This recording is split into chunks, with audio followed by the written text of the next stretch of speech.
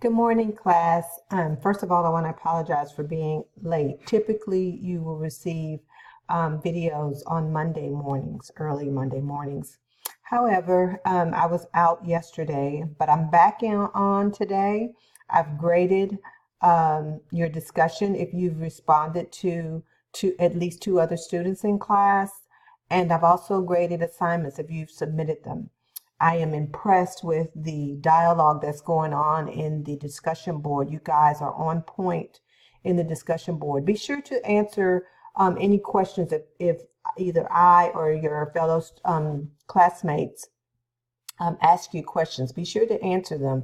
That keeps the conversation going, and we have some pretty good conversations going. You guys are making great points in the discussion board.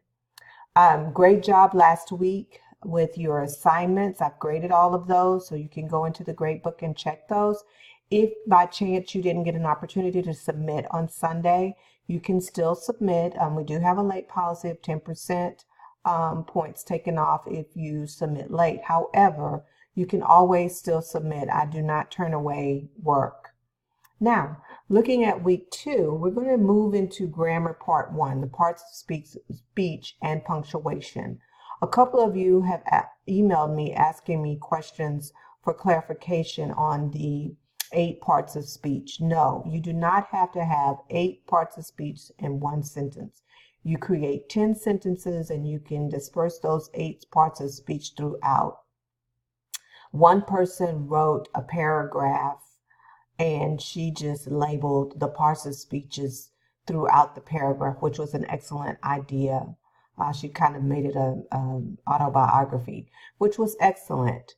If you want to do that, you can. And then the next assignment 2.2, you're going to correct these sentences in here. Be sure to pay attention. Remember, we're going over parts of speech, punctuation, and capitalization. So when you're correcting this paragraph, be sure to look for all 3 of those components in the paragraph to correct, okay? By time you finish this week, you should be able to identify the 8 parts of speech, and you should also be able to identify and correct mechanical errors related to punctuation and capitalization. I'm excited about this week. I look forward to seeing your sentences and your paragraph. If you have any questions, please be sure to contact me. Either text me, call me, email me.